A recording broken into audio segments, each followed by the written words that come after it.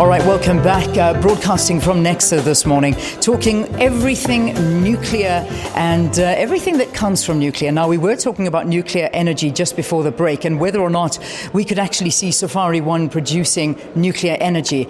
The answer to that question is no, if you are at all interested. This is a very small nuclear reactor in comparison to what you would need for energy production. And the use for here has got nothing to do with energy production. The uses are for what we have been talking about, and I suppose the biggest use is that of medicinal purposes. And you're going to be amazed with how South Africa actually fits into a global sphere when we're producing isotopes, and the specific isotope that we actually produce, and we are perhaps the second largest producer in the world of this particular isotope. But I am no expert at that. I'm slowly becoming an expert as I'm speaking to my guests, and the next guest I'm going to speak to is going to educate us even more. Tine Boka, who is the Group Managing Director for NTP have I got this right? Radioisotopes.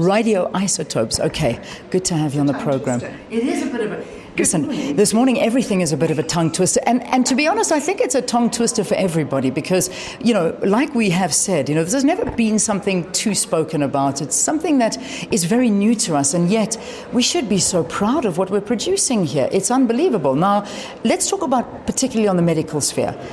In terms of global standards, we're doing unbelievably well as to what comes out of here. Oh, absolutely. And it's one of those wonderful South African stories that we don't talk about. So, context high-level numbers.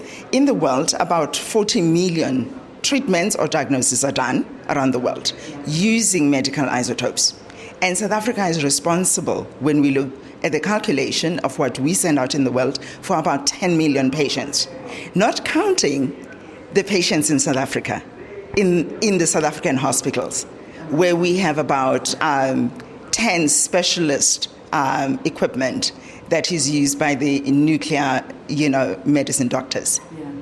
So, in a nutshell, I mean, you were trying to point it out to me on this diagram here. So this is what we produce. This is that. That's what comes out of the reactor. Okay. It's molybdenum-99. Molybdenum-99. Okay. So we take the molybdenum-99 and we prepare it and package it under special conditions, because it's a radioactive substance.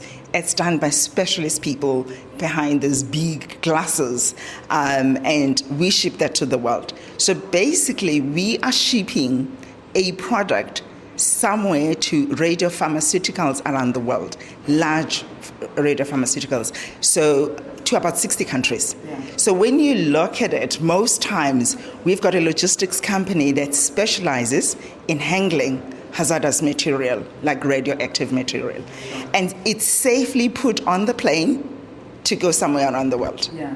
Now, one thing I did learn when we went into the into the reactor is that you have a shelf life of, what is it, 6 days? 6 days. Yes. So this is all going to be done. So you've got to get it from the reactor early in the morning. It's about 5 o'clock. And then we start operation. We check that everything's fine. Nothing's kind of like array.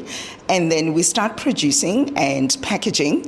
By late afternoon, that stuff is being shipped to the airport. And the longest trip is probably about 22 hours to get somewhere in the world. Yeah. And then it gets into the radiopharmaceutical, and then it's prepared as a technetium now, which is what can be injected to a human being, which lasts for 6 hours. Okay. So it's a very tight operation. Yeah. And the proud story is that the work that's being done by my colleagues at NTP, it's actually making a difference in somebody's life and giving that person some more days, some more life, a better quality of life. Yeah. And that's exactly what we do, and we're very proud of it. Yeah. And proud to be doing it from Pelindaba. Yeah, indeed. I mean, it's a great education. It's a wonderful thing to be proud of. Another thing to be proud of is what you were telling me is that we are, one of the highest producers of this, but perhaps the most reliable producer, because we operate around about 300 days a year. Yes, one of the greatest reasons why we have to celebrate SAFARI-1 is that it's operational more than 300 days a year. Sure. One of the most reliable reactors, which then makes the supply of molybdenum available and consistently accessible around the world. And actually the position of where South Africa is makes us one of the best suppliers in the world. So it's great. One, we've got a reliable reactor. We can produce quickly.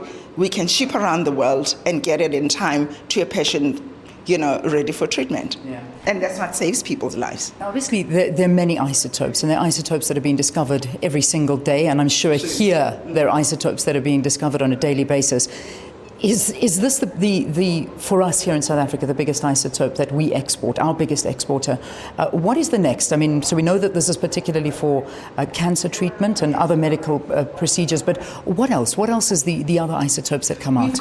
We've got other isotopes like the FDGs, which are the fluoro glucose, and they're used, and some of them have got a very short life. Some of them you've got to mix with something, the FDG. So in South Africa, we actually produce Gluscan, and that's sent to the hospitals around the country, but also across the continent, where there still are not enough operators and enough doctors. But South Africa is actually leading in that, and we support a lot of that from our side, making sure that they've got the material they need, which is all the treatment material or the diagnosis material, so that we can improve, what South Africa can give to cancer patients.